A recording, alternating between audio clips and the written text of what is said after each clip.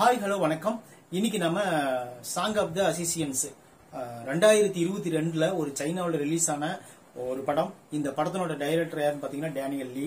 இந்த படத்தினுடைய ஸ்டோரி சொல்றதுக்கு முன்னாடி நம்ம சேனலை நீங்க சப்ஸ்கிரைப் பண்ணி வச்சுக்கிட்டீங்கன்னா தான் நான் போடுற ரிவ்யூ உங்களுக்கு வந்து சேரும். இந்த படத்தினோட ஸ்டோரி சொல்றேன்.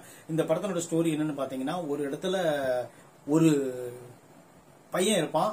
அவன் என்ன பண்ணுவான்னு பாத்தீங்கன்னா, தன்னுடைய 13 வயசுலயே தன்னோட அப்பா வந்து ஒரு புதையல் கண்டுபிடிக்கிற ஒரு ஆராய்ச்சி வந்து ஒரு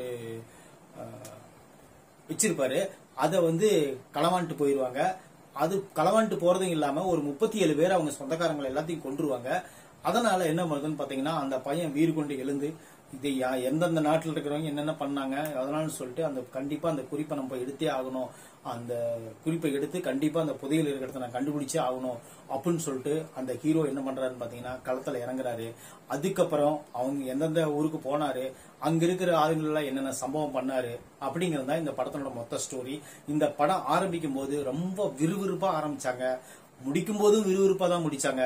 இடையில ஃபைட் எல்லாம் வேற லெவல்ல தெறிக்க விட்டாங்க.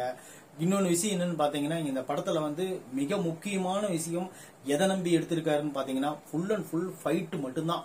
இந்த படத்துல வந்து நீங்க ஃபைட் வந்து ஒரு 4-5 ஃபைட் இருக்கு. 5 ஃபைட்டும் தரமான ஃபைட்டா எடுத்துக்கிறாங்க. கண்டிப்பா இந்த படத்தை வந்து தியேட்டர்ல பாத்திருந்தா அவ்வளவு ஒரு என்ஜாய்மெண்டா இருந்திருக்கும். இப்போ ஓடிடில தமிழ்ல வந்திருக்கு.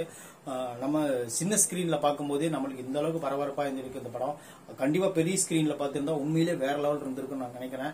கண்டிப்பா இந்த படத்தை உங்களால முடிஞ்சா ஒரு டைம் நீங்க பாருங்க. ஏன்னா நல்ல படம் தான்.